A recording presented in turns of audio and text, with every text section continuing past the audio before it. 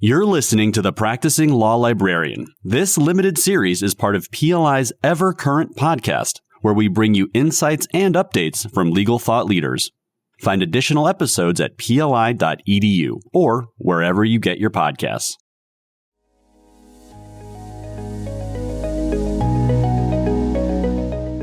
Hi, I'm Karen Osterly. Welcome to the Practising Law Librarian podcast presented by PLI's Legal Information Services Group. This podcast brings you conversations with and for the law librarian community. As a practicing law librarian myself, I've been working in legal information services for 34 years, currently with PLI's Library Relations Group, and I'm welcoming today Harris Crooks. Harris Crooks is Director of Knowledge and Resource Services for Stroock & Levan, responsible for implementing research programs in 4 offices. Prior to becoming the director, he was the Assistant Director of Corporate Research Services. Harris has a BBA in Finance and over 30 years of corporate and legal research experience at Stroock, and prior to that at Skadden. Hear about how a BBA in Finance and work as a stockbroker prepared him perfectly to be a corporate specialist at Skadden, acting as the liaison between the transactional attorneys and the investment bankers, and speaking the lingo. He was able to translate what each group needed to answer their very specific and complex questions. We discuss Harris's love of research and assisting attorneys with weird and bizarre questions. To read his full bio, please see our podcast page.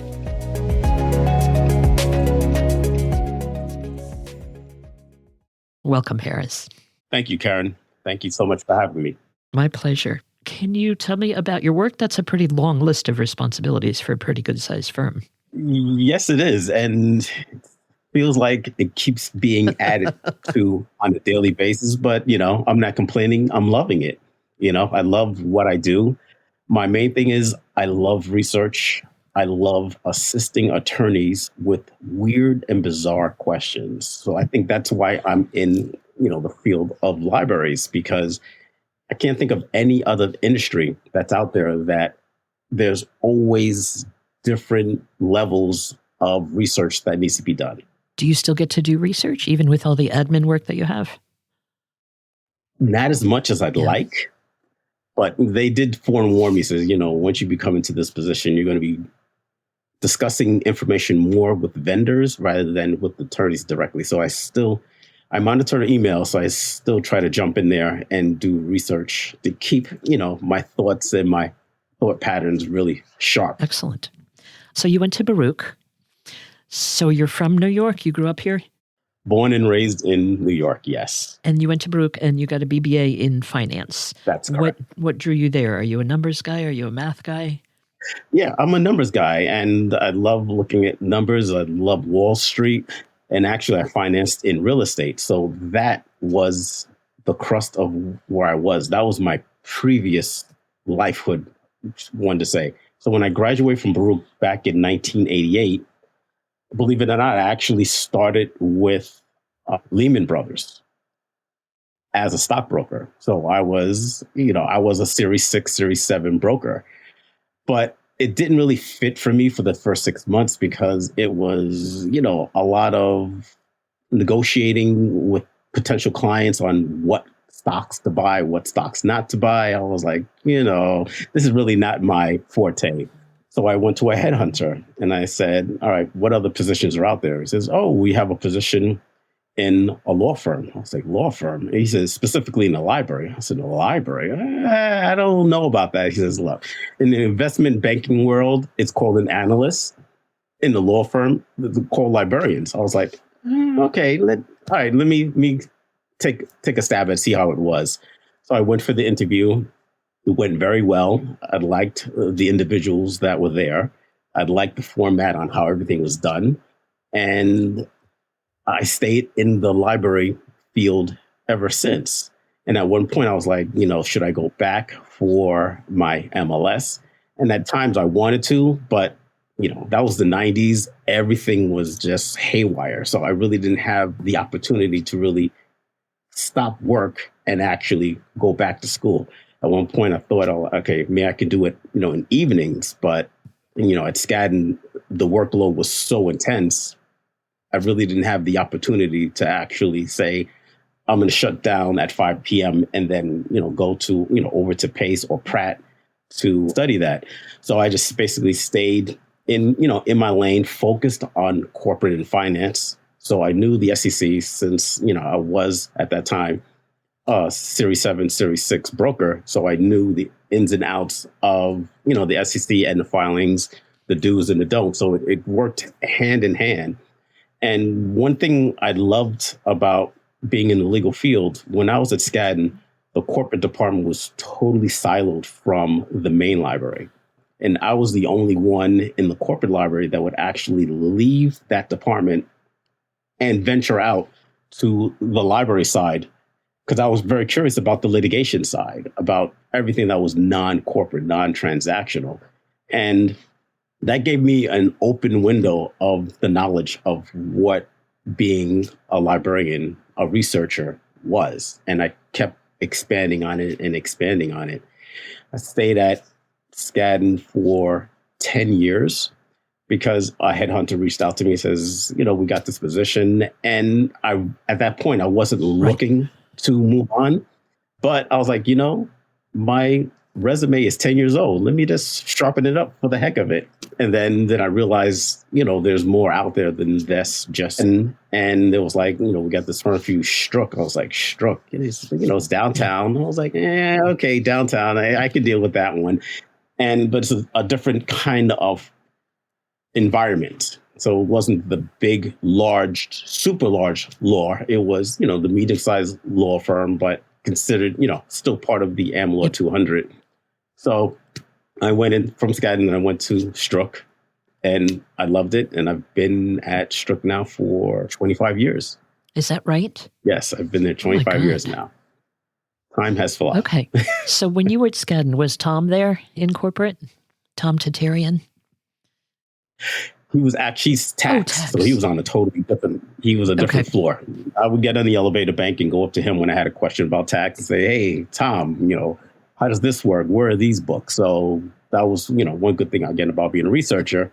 I didn't want to palm off that research. I would always try to find out what information is out there. On that note of not having time to go to library school, it obviously hasn't harmed you any, hasn't hindered your progress.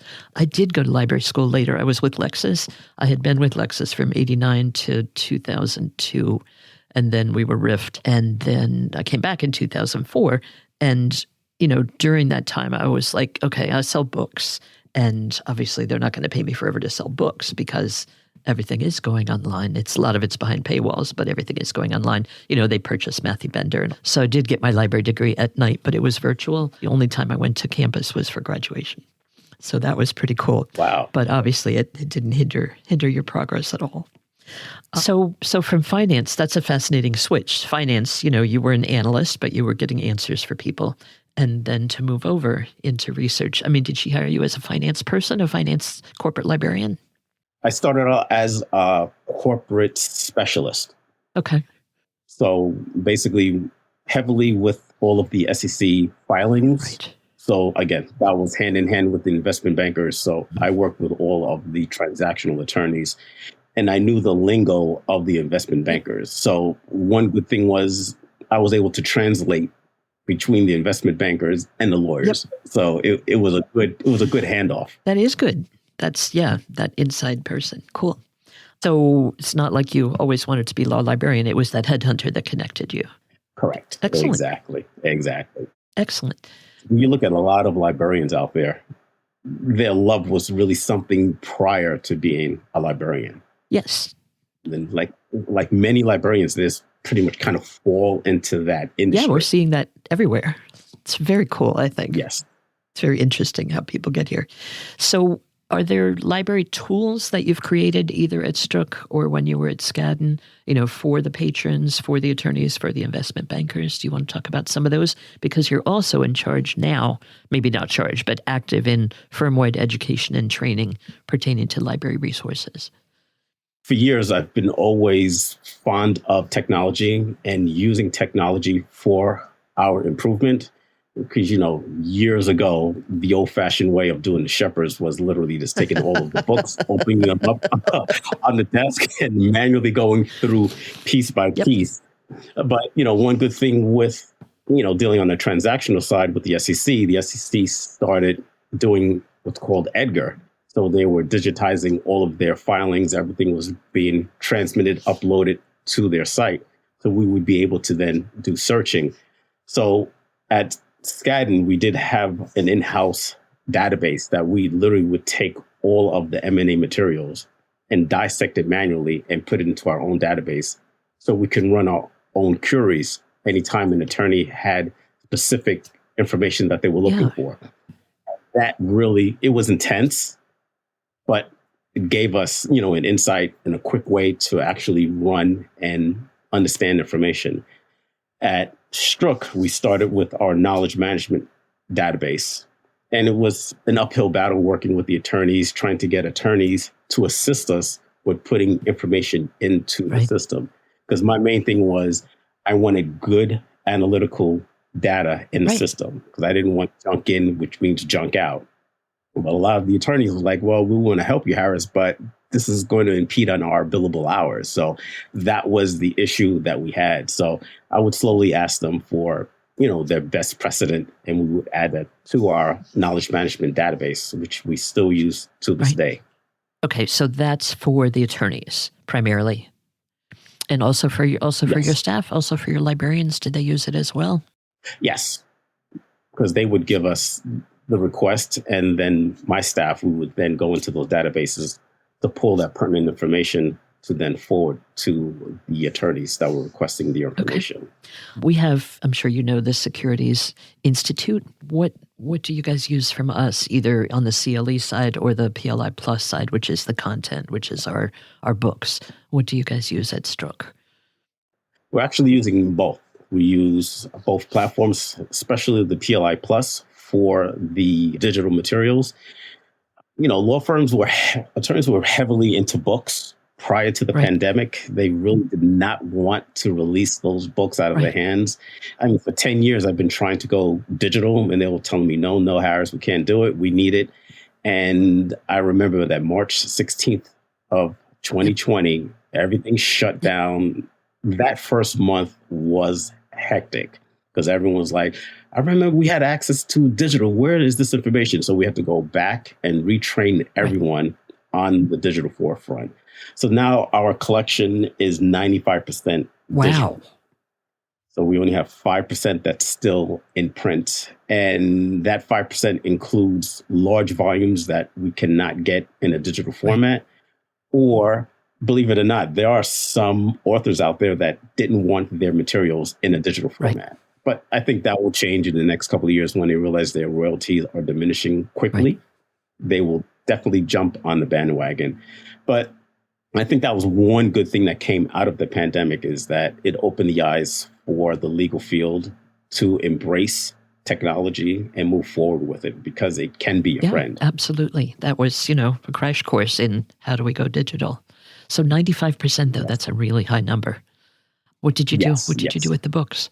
Did you let people take them home, recycle them? That was the funny thing. So when we stacked up all of these boxes of materials to throw away, because first we were going to donate them. We couldn't get rid of the books. I said, okay, let's even donate it to the correction facilities. And they actually came back to us and says, no, we cannot receive these books because they can turn into possible virus. Yeah, it was sad to see all of the books go, but it was interesting. A lot of the attorneys would come in, the younger junior associates, and they were digging through the books. So I was like, oh, so you want some books? She said, no, we're looking for books that have our year of birth on them. I'm like, oh, and I'm like, what's good in this industry? so they were digging through all, the Martindale Hubbles and McKinney's and everything, just find a treatise that had the year they were born, and they will hold on to that one. I was like, that is very funny. Okay. That is very funny. Yeah, we do want these things. My husband's grandfather was an attorney in New York. And so I found a couple of Martindale Hubble volumes that had not a long description because he was a solo, but, copied that page. So yeah, we do want at least copies of some of this stuff. Isn't that funny? Right.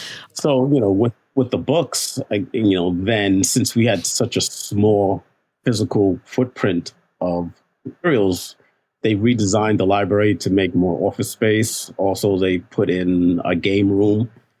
And I said, look, as long as I don't have to deal with the paddle balls, checking in and checking out the paddle balls for these guys, you could put the game room on our floor. I'll be happy with that one. So, yeah. And then with that, because before we would just, call the library, I was like, well, can I rebrand instead of being a library? Can we rebrand our department? And then that's when we came with Knowledge and Resource Services. So KRS. KRS, exactly, right. So what are the most important learnings that you have gleaned over the years that you would share with fellow law librarians? The main thing I've learned was to always keep your ear to the ground to all types of technology. Even if it's a technology you won't be using or utilizing, it's always good to understand it, because I know over the years, a lot of the vendors have incorporated new types of technology into their systems. And one good thing that in the legal field, the attorneys love is that when they come to you with a question about a new database, you're like, oh, yes, I did hear about that. I did speak to the vendors about it. I did, kick the tires on the product. Here are the pros, here are the cons to the product. So it's good. We're basically the spokespeople out there for all types of research. Because, again, the vendors will reach out to the attorneys saying, you need this, you need that. And I believe as librarians, we're the gatekeepers to understand what information is out there. And there's a lot of overlap through a lot of the materials. And, to be honest, there's not one product out there that's perfect, that has everything. So you need to gauge between the different databases, the different vendors, which ones you need and how they can work together to make that beautiful work product for our clients. Right, exactly. So you're sort of the early alert, what they used to call early adopters. When they come to you and say, oh, there's this new thing, you can say, yeah, I've already looked at it. Here are the details. Here's where it fits us. Here's where it doesn't fit us. Here's what the pricing would be. And take it from there. What's a common myth about your job or your field of expertise? The number one myth is they hear library and all of a sudden they're thinking of this quiet room that everybody cannot talk. That's the first myth they say, because when you say you're a librarian, the first thing they're saying is, oh, so you check in books and check out books. So it's way more than that. Way more than that. So. Yep. I don't know if you know Michael St. Onge. He was at Lexis when I was at Lexis for years and years, and now he's with Morgan, Lewis, and Bacchus. He said he hated this. He would tell somebody he's a librarian, and they would say, oh, I love to read too, as if that's what a law librarian does. Right. But when you sit down and you tell them exactly what you're doing, how you're analyzing all of these materials, compiling that information, and then sending it out, it's a very important job, because most attorneys, once they get that assignment, the first thing they do is reach out to the library for help. If they're smart. Right. If they're smart. Right. Right. And especially with the junior associates, we do orientation. Like, look, Google is good. The internet is great, but think of it as a grain of salt. Everything on the internet isn't, what it cracked up to be. Plus, most of the valuable stuff is behind a paywall somewhere. Exactly. The most important lesson you've learned during your career? I will think the most important lesson is to listen to everyone, because everyone has input. I mean, there are no dumb questions, just dumb answers. So understanding where people are coming from and to guide them in the right direction on how to do research. Because as I tell, all attorneys that we onboard, I say, we're here to assist you. There's no question too big, too small. We're here to help you as much hand-holding as you want or as less hand-holding as you want. We're just here to guide you, to help you on getting that perfect work product. So you guys are super welcoming to your attorneys. Yes, at all times. Exactly. And how often are you in the office? It depends. Between 1 to 4 days a week, it depends. The firm, they recommend 2 days in the office, but with this hybrid work schedule, it's all over the place. So we definitely go in, like depending on my workflow. Like this week, I'll go in towards the end of the week for say 3 days this week, and make sure the few books that we still have in the shelf is still there. Everything is up and up. Do some walking around, talking to the attorneys, making sure everything is what they need. If they have any concerns. So, I think of myself as being a concierge, as being a librarian. You definitely need to be outspoken and speak to the attorneys. I know a lot of librarians really are kind of shy and they really don't want to speak to people. But that's one thing, a recommendation I say to people, that we should always be interviewing people constantly, just to have an idea of what they're thinking. So you have an idea of what's the workflow and the path that the firm's going when it comes to research. Cool. And that may be my next question was, what do you wish you had known when you began your career? And you've given one aspect of it just now, be out there, always be interviewing. But thinking back, okay, so you went into finance and you're a securities guy and you're liking that, but it's not a perfect fit. And then you find this other place, this other path that you did never really consider that matches in terms of finding answers and using your specialized knowledge and finding solutions for people. What do you wish somebody had told you then, like maybe that headhunter or maybe somebody at Skadden when you interviewed, wish that you had known then at the beginning of your law librarian career? If they told me anything I didn't know, I probably wouldn't have believed it because, again, in the beginning, I was probably just like everybody else. When they said a library, I was like, a library? Do I really want to work at a library? And, I had that concept of what a library was, but then physically going in, then I could totally see the difference because, when I was in college, when you went to the library, you were just basically going and studying. There were librarians there to assist you, but you ideally you did most of the work right, yourself. But you were there to study. Internalize it. Right. Exactly. So thinking of somebody starting out, somebody who's, gotten a master's or didn't get a master's and coming into libraries, coming into interview in a law library or start working in a law library, what advice would you give them? What do you think would be good for them to know? I would first start off by saying, be open-minded. Never say no. Always look at different practice areas. I mean, you can be a generalist in several and a master in one. And that's how, your colleagues as well as your clients will, love what you do. And to be honest with them and to tell them if they give you a project, be realistic on how long that project will take. And regardless of what type of project you get, I always give it my number one priority, regardless of what type of request it is. To be honest with you, I hate doing tax research, but I'll never say no. I will always learn it. And if you look, especially in the legal field for corporations, a lot of the practice areas, they intertwine with each other. So regardless of what type of deal you're working on, you'll have a tax attorney, you'll have the ERISA attorney, you'll have all of these attorneys to work on different aspects of a deal. And that's one good thing to understand. I remember when I work constantly with the litigators, they're very particular on information. And they're like, well, why is there a comma here and not a period? Which I understand because they're going in front of a judge, in front of a jury. So they need to know every possible aspect of it. So it helps understanding and being organized. So, going into this field, you definitely need to be organized and to be able to wear multiple hats and able to work under pressure. And you have to remember that pressure isn't personal. It's just you have these attorneys that have these really time-sensitive deadlines that they need to do. And certain people will take, pressure different ways. So, you just need to take that with a grain of salt when they come. Sometimes they'll be a little curt with you. But yeah, at the end of the day is, we just need to get that perfect work quality out. What are you proudest of that you've done at Stroock? The proudest thing I would say was actually enabling the digitizing of our documents.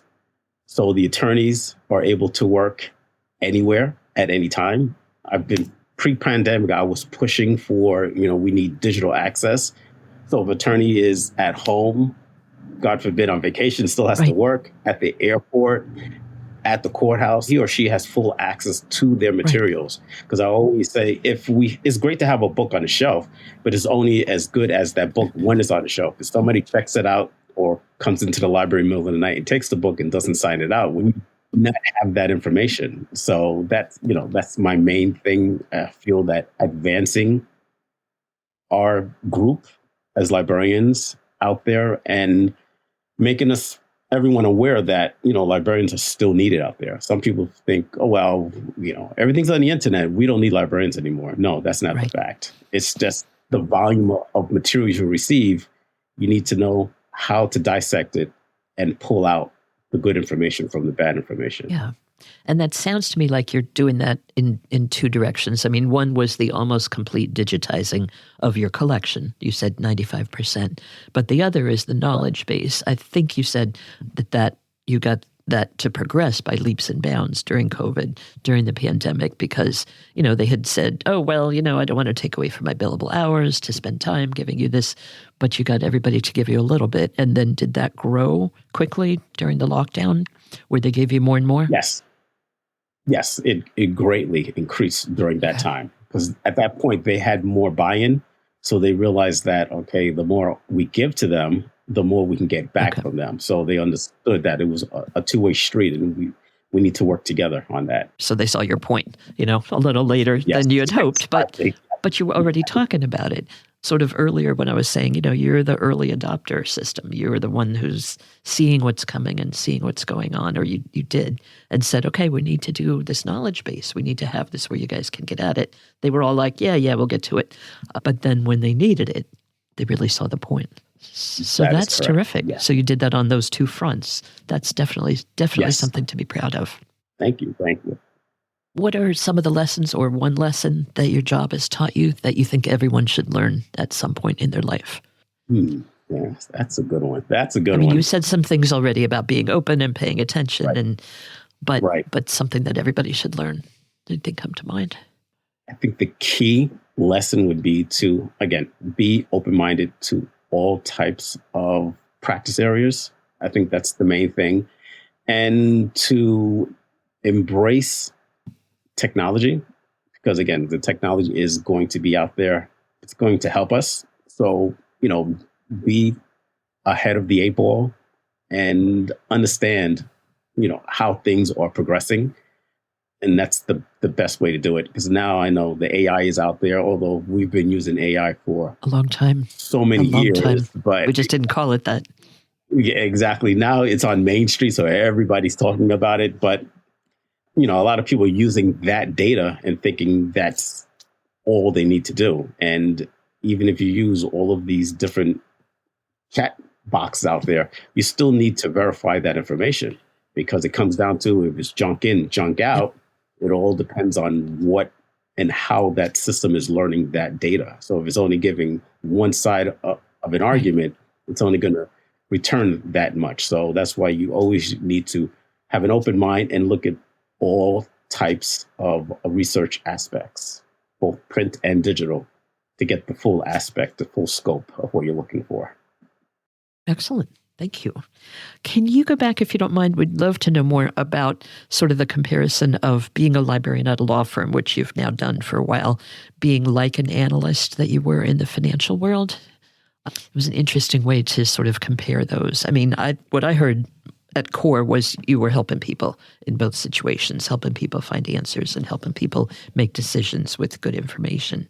But can you sort of compare those two, the work that you did before you became a librarian and the work you do now? Well, in the investment banking world, that was strictly on the finance side. So never dealt with any litigators, trust and estates, real estate. None of that information was in there. Going over to the legal side, you would, especially if you're at a firm that has multi-practice areas, like I said before, a lot of the work that attorneys do, they commingle with different attorneys. So that's why it's good to always have an open mind on the different practice groups, so you're able to pull in that data to understand where to find that data. So that's the important thing. So again, on the investment banker side, it's strictly finances. They're not looking at anything else other than the financial structure of a company. While the legal side, they're looking at the full aspect of it. So they do work hand in hand, but I think on the legal side, it's more of an open field, different areas of learning, more opportunities to learn. It's definitely much broader, that's for sure. So you mentioned a few minutes ago when I asked you about PLI, you said you use both the CLE platform and the Plus platform, and you spoke warmly about the Plus resources. Do your guys use that a lot? Or your staff? I mean, because I'm always like, okay, the attorneys use it, the librarians use it, they both use it. Do you know where most of the use is? It's split on the usage. It's firm-wide access to Plus, so everyone has access to Plus.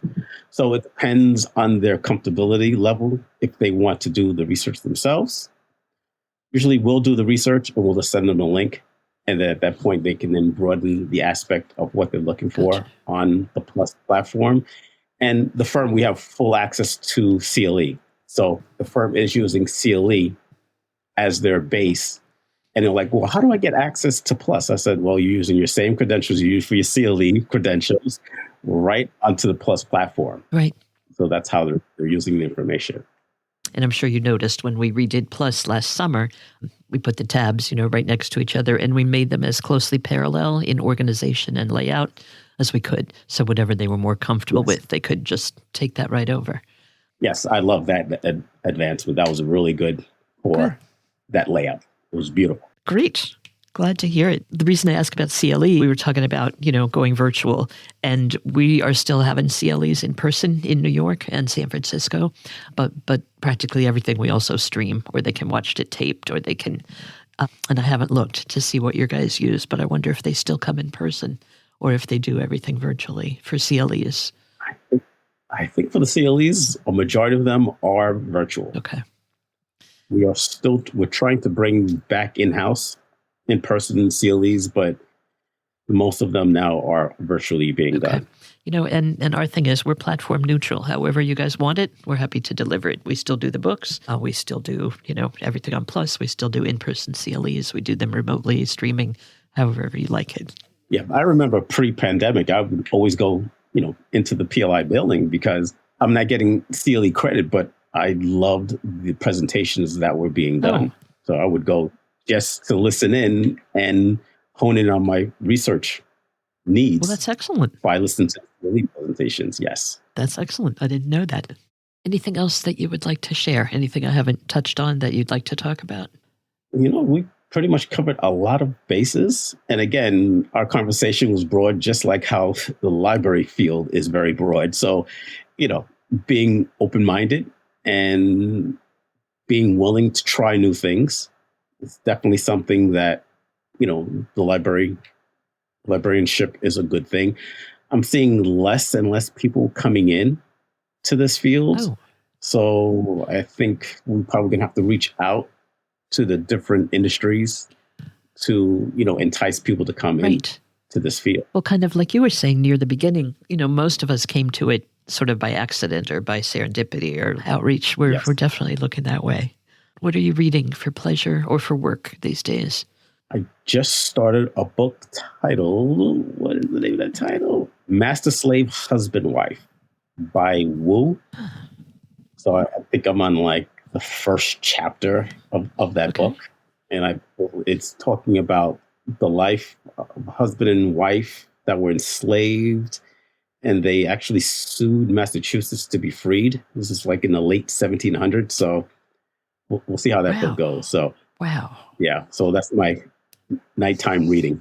Do you read one book at a time for pleasure? Do you keep a bunch going? The people that read one at a time are like, how could you do that? But I'm like, okay, I just want to visit these people now. And I'll stay with them for a couple hours. Right. And then tomorrow, I want to visit that circle of people. Exactly. So are there others that you have going that come to mind? Every Man a King by, I believe it's Mosley. I have that book. Just came in. Haven't opened it yet. And that's one thing interesting how I'm pushing digital, but when it comes to reading books, I still love the actual reading, holding it in my hand instead of holding up an iPad or a tablet, reading it that way. So I like just the feel of turning that page. So in that aspect, I understand how attorneys say, I need my book. But for pleasure is one thing, for business is a different aspect of my, in my concept. Yeah. Well, I haven't finished all of them, but I've just read a number of the Geraldine Brooks titles. March, for which she won the Pulitzer Prize. But then I read Horse, and I read The People of the Book, which is amazing. It's about this ancient manuscript and all these stories about the people that first wrote it, and the guy that bound it, and the guy that rebound it, and the one that hid it away from whomever. And then a couple hundred years later, they found it again. Anyway, it's amazing. It's called The People of the Book, and librarians figure heavily in it. So that was terrific. Good to know. Are there any books you'd recommend that you, not the two that you're reading right now, or not the several you're reading right now, but something you finished that you would recommend us? Believe it or not, The Art of War. Okay. Sun Tzu. I love it because you can use that in all aspects of life, both on a personal level as well as the business level. It gives you the insight on how to gauge people and how to analyze a situation before it escalates out of control. Very nice. Very nice. That's why you always see me always smiling, right? So that's right. I didn't expect that at all. Right. Very cool. Well, I'm reading my friend Eileen Dolan, whom you know, recommended to me some months ago, Augustus by John Williams, about Caesar Augustus from the time he was, 12 or 13 years old. And so that's been really interesting. And then I watched Red Bull Theater, is one of the small theaters in New York that went largely virtual during the pandemic, and now they're back in person, and I'm not yet, but the last night and the night before I watched Titus Andronicus. They did a reading, and so I'm in the middle of that, and I've got all the Augustus stuff. I spent the weekend reading about Caesar Augustus, and it's not the same people, but it's the same kind of doings, the same kind of machination. Right. So The Art of War fits right into that. Thank you for that. There you go. That's right. You're welcome. Well, Harris, I want to thank you. It's been a real pleasure. Thank you for joining us on the podcast. Thank you for spending an hour talking to me. Thank you so much, Karen, and thank you so much, PLI. My pleasure. You're most welcome. Thanks for listening to the Practising Law Librarian, part of PLI's Ever Current podcast. Be sure to subscribe and listen to our latest episodes wherever you listen to podcasts. And to learn more about the Practising Law Institute, please visit pli.edu. To learn more about PLI Plus, which provides electronic access to the full collection of PLI Press publications, and schedule a demo with a member of our team, please visit pli.edu/plus.